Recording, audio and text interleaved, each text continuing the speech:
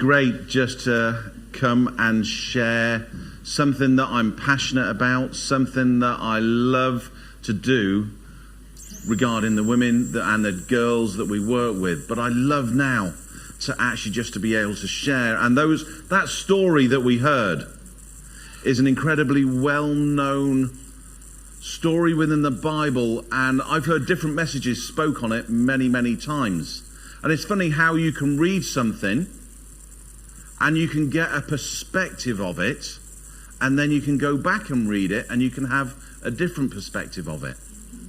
And if you wanted a title, if you like, for my message this morning, in true, Tony will very pleased me, there's 3 P's. There's perspective, there's position, and there's posture. And that woman, when you read the story, is a nameless woman whose life was changed dramatically. And it says, different versions say different things. And this version said that she was with an evil spirit. Some of them say it was rheumatoid arthritis, depending on what version you read. But actually her life, as a result of what she'd gone through, was changed dramatically. For 18 years, her perspective of life was physically different.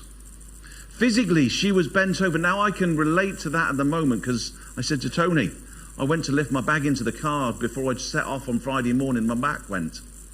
So I'm like, I'm stiff and I'm aching, and I had to get Tony to carry my bag up the stairs last night. But you know, her perspective of life was changed because of the ailment that she went through. And that perspective was somebody within society that would have been an outcast. Somebody in society who, because of her infirmities, would have been away from everybody. Whose circumstances and situations would have changed. All of a sudden, it doesn't give us any background. But all of a sudden, because of what had happened, she was an outcast of society. She would have been detached and alone. And so often with the women that we're working with, that you've heard me talking about, that story is exactly the same. And one of the biggest things that we have to change within the women, that when we start to work with them, is we have to change their perspective. For years they've been told that actually they're worthless. For years they've been spoken negatively over.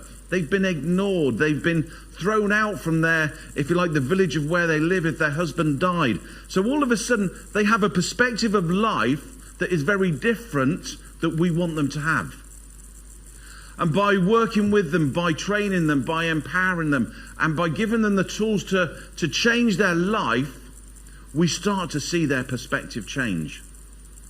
I give you a great example, and I may have said this here before, but a number of years ago, we went to Uganda and we started some training with them. And you've heard it said about the perma gardens, and we started to train a group of 65 ladies on perma garden. And you could see that it was different to anything they'd ever done before. And this group of ladies were around watching the agriculturalists train them. And you could see they were watching, and they were really just, well, what's he doing there? Why is he doing that? Because they'd been brought up that they farmed a certain way. And the teaching that we were bringing was saying, actually, if you farm this way, your crops will be better. It won't take you as long. For 20 minutes in a day, if you do this, then you can grow the same crops as you can on 1/3 of an acre of land. But until they started to actually see it, before they actually started to understand it, their perspective was one of the old ways, because that's what they knew. And you could see on day one, at the end of day one, the women went back to the environment where they were staying, and they, you know, we sent one of the ladies in, and she could say they're really not getting it. They don't see, why are you trying to change what they've done? They've done it this way for years. And we got to day 2, and they started to just break down a little bit. And they started to embrace it a little bit. And I think they started to see the benefits. And we got to the end of day 3, and it's a 4-day training session that we're doing with them. Day 3, they were starting to engage. And then we got to the beginning of day 4, and we said, right, we want you now to go and grab some tools, and we want you to create your own permagarden. Here's a plot of land, and it was like the most unholy huddle that you've seen. You think South Africa pushed well in a scrum last night? Well, all of a sudden, see, I was watching it. Me and Tony couldn't believe it last night. And then it all went wrong. But this group of women, all of a sudden, were desperate to use the new skills that they'd been given. And their perspective from the beginning to where they were had changed dramatically. And I can imagine this lady, after 18 years, her perspective and her mindset was set in a certain way. The culture and the way that the ladies are brought up in has a massive impact. And we have to change the way that they think. And it says in Romans 12:2, doesn't it? Do not conform to the pattern of this world, but be transformed by the renewing of their mind. The first thing that we have to work with the ladies is their mind, to say, actually, you are women of worth.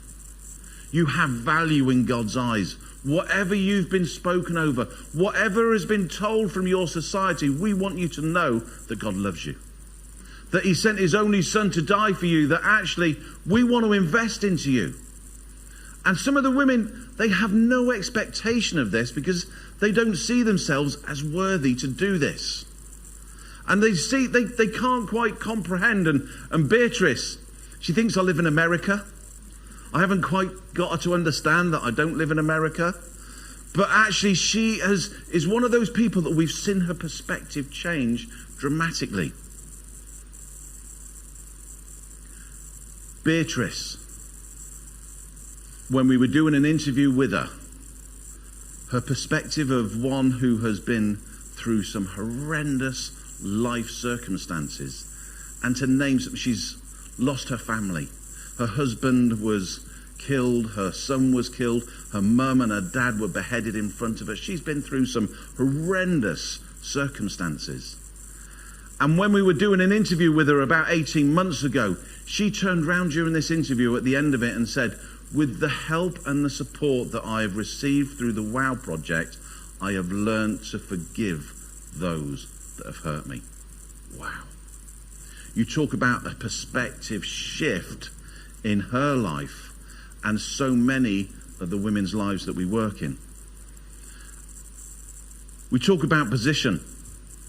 And actually this nameless woman in the story, she had to make a choice to put herself in a position where she'd heard about Jesus. It was all over Facebook. It had even made the Southam WhatsApp group.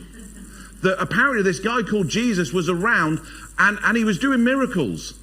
So she'd heard it, but she had to make a choice to position herself to go to the synagogue. And not only did she go to the synagogue, and you can imagine this lady who was bent over double, who'd been bent over, and I'm not going to bend forward because it hurts, but actually she'd been bent over double, and all she'd done is look at people's feet for the last 18 years. She had just seen people's sandals. Her perspective and her viewpoint for all that time was looking down. But actually she heard about Jesus. She made a decision to reposition herself so she could actually go and see and hear about this Jesus. Now, I love the fact that actually she got to the synagogue, which on a Sunday would have been busy anyway. But then this Jesus was there as well, so we would have been double busy. But actually, she didn't just get to the synagogue. What she did, she positioned herself so actually she could, being bent forward, she could almost hear.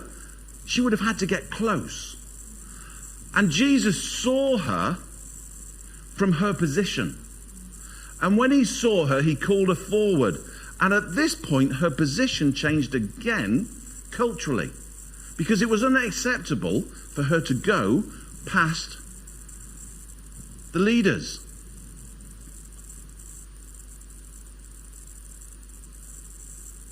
This woman, position changed. You can imagine 18 years, she would have been bitter. She would have been angry. She would have been frustrated. It must have been horrendous circumstances and situation, but she repositioned herself. And when she repositioned herself, all of a sudden, she was in earshot of Jesus. And all of a sudden, Jesus went against the culture, went against everything that was the right thing to do, something I never ever do. I'm politically correct in everything I say and do, aren't I, Tony? But all of a sudden, she'd made her way through the crowded room. She'd got herself to the front, and then Jesus calls her over. And Jesus then did something that again was completely non-PC. He reached out and touched her. Now this is the bit that I love in this story. When Jesus reached out and he touched her and he said, "Dear woman, you are healed of your sickness." All of a sudden, her position was changed. It says in the Greek word for loosed. And it says, "Dear woman, you have been loosed of your sickness," or healed of your sickness, depending on which version you read. But the Greek translation of loosed, I looked up the Greek, Tony. It's quite impressive, wasn't it? I was quite impressed by that. It's amazing what you can Google, isn't it? But actually, if you look at the Greek for loosed, it means to be liberated. And you'll see on all of the WOW taglines, liberating families and communities from poverty. And that's what we're about. We're about setting free. We're about repositioning. We're about changing the mindset of the women that we work with. And this is the bit that I love when you start to talk about posture. We talk about this lady who had been bent over double. All of a sudden, her posture was changed. This is the bit that I love. The very first thing that this bent over lady saw as she started to straighten up, as Jesus had reached out, she looked directly into the eyes of Jesus. And I love the fact that by doing that, she is there. The very first thing that she sees is straight into the eyes of Jesus. And whatever we do with the women that we're working with, that's exactly what we want for the women that we work with. For the girls, we want them to look into the eyes of Jesus, to understand that they're of value, to understand that they're of worth, that God loves them.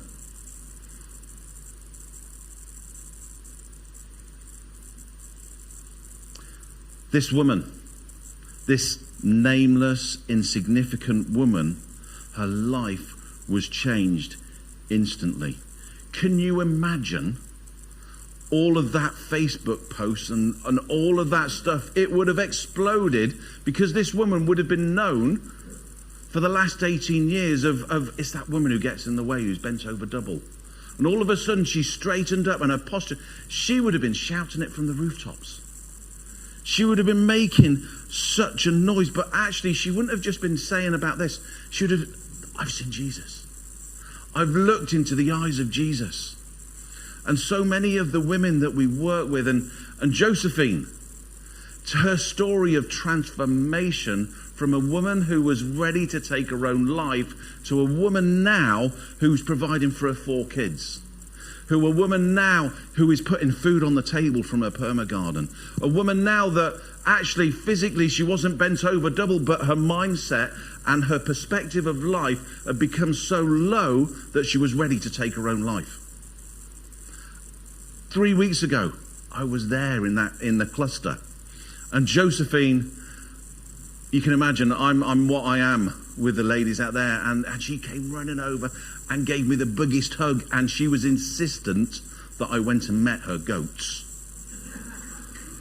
It was great. It was a wonderful experience, and I've drawn a little cross, and she's got this pen with the gates in it, and she wanted me to pray for the goats. It's something new. It was new. I'm thinking they'd be quite nice in a stew or a curry, these goats, wouldn't they? But you know, actually, when we talk about the transformation, and that's such a good example of Josephine, whose life, who'd got to the point where she was neglected, abandoned. And so many of these women have been abused in horrendous circumstances. But actually what we want to do with the WOW projects is we want to change their perspective. We want to put them in a position where they fully understand what it's like to be women of worth, to know that God loves them. And actually, we can say that we have seen their posture physically and almost emotionally change to start to stand up and to look proud and to hold their head high. Rachel was in Ethiopia in October, and it's the first time that she's been for about 8 years. I've been over a couple of times, and I've seen it for myself. And we started the project 8 years ago when we both went over.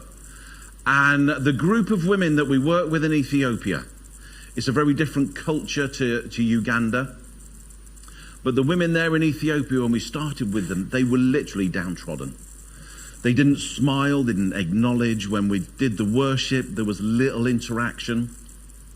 Really not that much response from them. And then when we went back, when I've been back a couple of times, you can start to see the transformation as we've invested into their lives.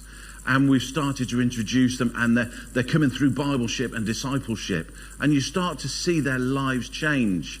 And it was great because I've seen that gradual journey, which is an incredible privilege, but Rachel hadn't been for 8 years. And the first thing she said to me when she rang me, she went, "Oh my goodness, the change in these women." All of a sudden, these women that were, suddenly when it came to the praise and the worship, their hands are raised, they're dancing.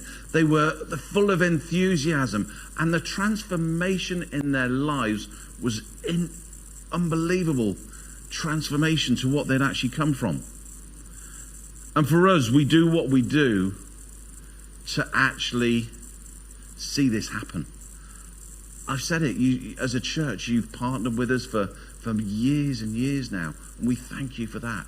It's incredible that actually from Southam here, 4,500 miles away in Uganda, there's a part of this church been planted over to there with the finances you put in. And actually, it's not just about the finance, it's about the prayer support. You know, you see us, if you follow me on Facebook or anything else like that, or you follow WOW, Facebook's this thing on the internet, you get it on your mobile phone, Tony. It's quite a contemporary thing that a lot of the younger kids are doing. It's not just all about WhatsApp, you know. But, you know, actually, if you're on social media, go to the WOW website, follow us, what we do. You'll see for yourselves the transformation that we're having in the women's lives. Whatever we do, whatever we teach, whether we're training, whether we're giving clothes, we want the women to know that God loves them. And actually above that, what we've really seen, and we talk about transformation, is we've really seen how actually empowering the women, giving them the opportunity, giving them the hand up, not a hand out. We did a survey with the women in Uganda, and 85% of the women want to be able to provide for their families. They don't want a handout. They want to be able to put the food on their table for their family. The other 15%, they were the more frail elderly ones that actually weren't physically able to do that. But what came back on the forms that they said was, but we can pray for those that can. So with the groups of women that we work with, actually what we do is create a community where they're actually working for each other, keeping an eye out for each other. And we really have seen, my key word is transformation in the lives of these women. So thank you so much for partnering with us, for praying with us. And if you want any more information, please come and grab some literature, ask me the questions. Normally at this point I say ask Rachel the questions, but she's not here. So I can give you a number and you can text her. No, I'll answer. I will answer any of the questions. If I can't answer them, then Tony will. So thank you for everything that you're doing for us. Thank you for your support. Thank you for Tony and Margaret for hosting me and for just being Tony and Margaret. So God bless you. Thank you. So a permagarden, certainly. I didn't explain that. So a permagarden is we would call it a raised bed. It's a 4 meter by 3 meter plot. And what they do is they double dig the ground so it aerates the soil more. And then so it's getting more minerals and everything back into the soil. It's completely non-chemically based. And then what they have their compost heap as well that they then sort of like put it on. And one of the big things, and it sounds So simple when you think about it, but they plant out and then they remove the ones that are the weakest plants, and you thin them down, but then what they do, they call it God's blanket. They cover everything on there, because it seems so simple when you think about it, because the big thing is obviously lack of water. So when you put the God's blanket on it, retains the moisture into the soil, and they need, I think it's less than sort of like 10 litres a day, just to sort of like, it's about 7 litres a day to actually keep it running. So it's a far easier way of farming the land, which really has made a massive difference for them. Brilliant. So the blanket it tends to be anything they can get lying around. So it's any old leaves, any old hay, any old bushes, and basically it mulches down into the soil and regenerates it all. So yeah. Sorry, didn't explain that, did I?